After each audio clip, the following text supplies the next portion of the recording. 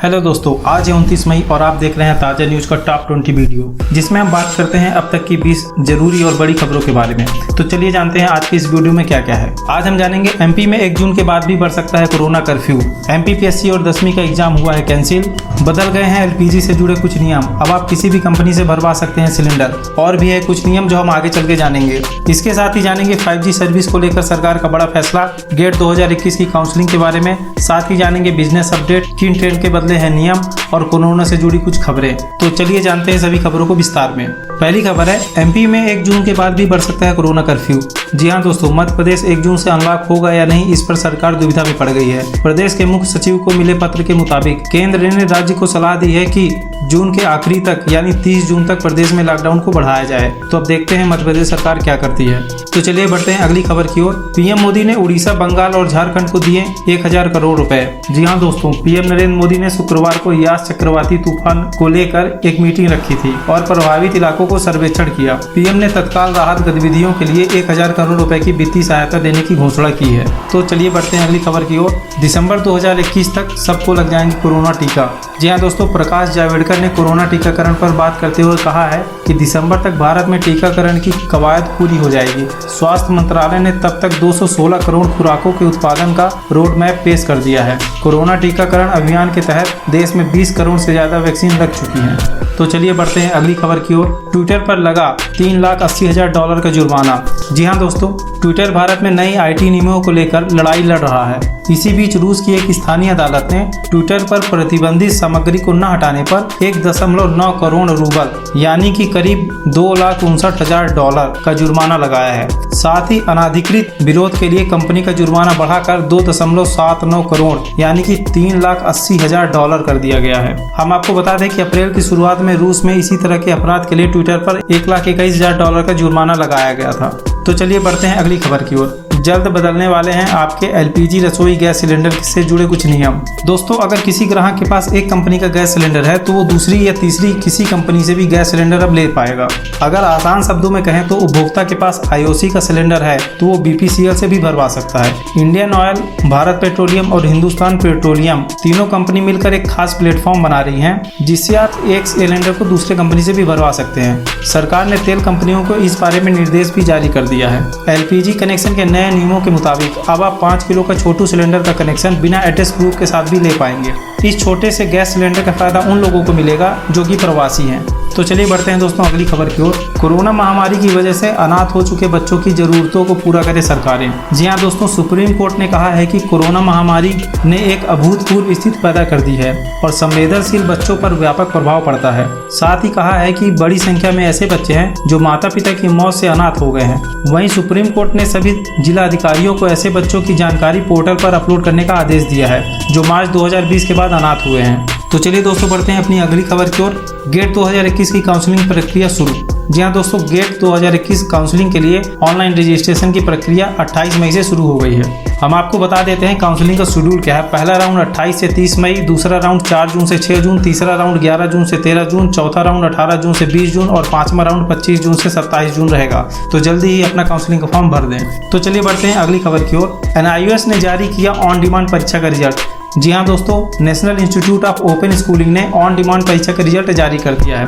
जो उम्मीदवार कक्षा 10वीं और 12वीं ऑन डिमांड परीक्षाओं में उपस्थित हुए थे वे NIOS की आधिकारिक साइट results.nios.ac पर जाकर अपना रिजल्ट देख सकते हैं। तो चलिए बढ़ते हैं अगली खबर की ओर जो है बिजनेस अपडेट। अब टाटा की हुई बिग बास्केट।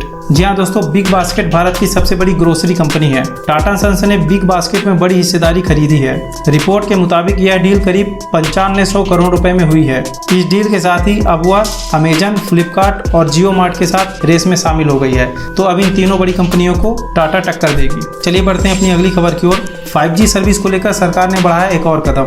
जी हाँ दोस्तों, देश में 5G परीक्षण शुरू करने के लिए दूरसंचार विभाग ने रिलायंस, एयरटेल, MTNL समेत चुनिंदा दिग्गज कंपनियों को ट्रायल की मंजूरी दे दी है। सूत्र के मुताबिक दिल्ली, मुंबई, कोलकाता, बेंगलोर, गुजरात, हैदराबाद सहित विभिन्न स्थानों पर परीक्षण किए जाएंगे। तो चलिए बढ़ते हैं अगली खबर की ओर। 3 दिन के बाद खत्म हो जाएगी गूगल फोटो की फ्री स्टोरेज सर्विस। जी हाँ दोस्तों, 1 जून के बाद गूगल फोटो और वीडियो के लिए अनलिमिटेड स्टोरेज नहीं मिलेगा, जो कि आप अभी तक यूज कर रहे थे। अभी आप गूगल फोटोज में अनलिमिटेड डाटा स्टोर कर सकते थे, लेकिन 1 जून के बाद इन्हें आपके गूगल अकाउंट की 15 GB स्टोरेज मेमोरी के साथ जोड़ दिया जाएगा। तो आप 15 GB से ज्यादा यूज नहीं कर सकते हैं। उसके बाद आप पेड सर्विस ले सकते हैं। तो चलिए बढ़ते हैं अगली खबर की ओर। इंटरनेशनल फ्लाइट सेवा को लेकर DGCA ने किया अपडेट। जी हाँ दोस्तों, DGCA ने इंटरनेशनल कॉमर्शियल फ्लाइट पर जारी पाबंदी को बढ़ाने का फैसला किया है। अब 30 जून तक भारत में और भारत के लिए इंटरनेशनल फ्लाइट की सेवा बंद रहेगी।